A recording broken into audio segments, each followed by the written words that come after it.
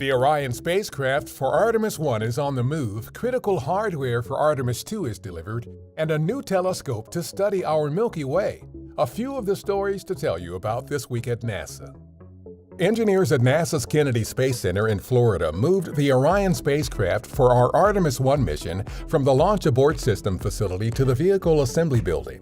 Then Orion was placed on top of the Space Launch System or SLS rocket and joined the other flight hardware already stacked and ready for the upcoming Artemis 1 mission.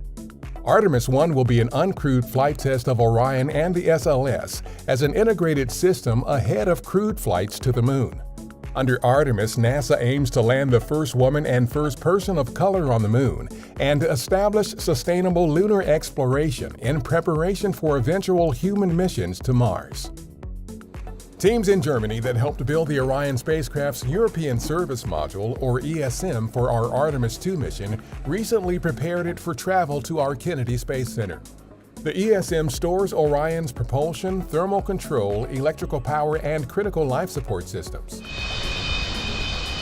Orion arrived safely at Kennedy and was transferred to the Neil A. Armstrong Operations and Checkout Facility to be integrated with other Artemis 2 hardware.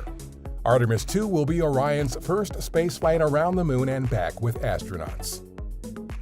NASA has selected a proposal for a new gamma-ray space telescope called the Compton Spectrometer and Imager, or COSI, that will study the recent history of star birth, star death, and the formation of chemical elements in the Milky Way.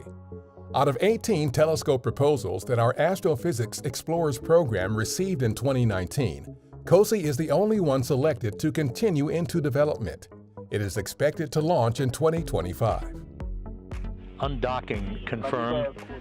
Soyuz MS-18 is now free of the International Space Station. On October 17th, a Russian Soyuz spacecraft carrying cosmonaut Oleg Novitsky of Roscosmos and Russian actress Yulia Peresild and producer-director Klim Shipenko landed safely in Kazakhstan just hours after leaving the International Space Station.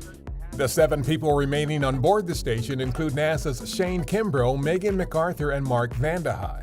The station is scheduled to get 4 more occupants later this month with the arrival of our SpaceX Crew 3 mission, currently targeted for launch on October 31st.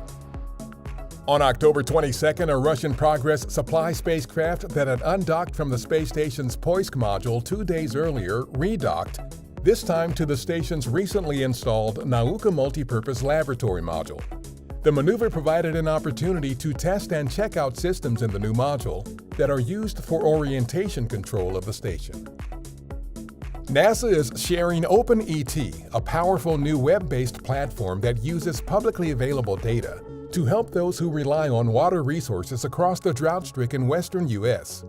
OpenET measures evapotranspiration, the combined process by which water is transferred to the atmosphere through evaporation of surface water on land and transpiration of moisture from plants. The tool puts NASA data into the hands of farmers, water managers, conservation groups, and others to accelerate improvements and innovations in water management.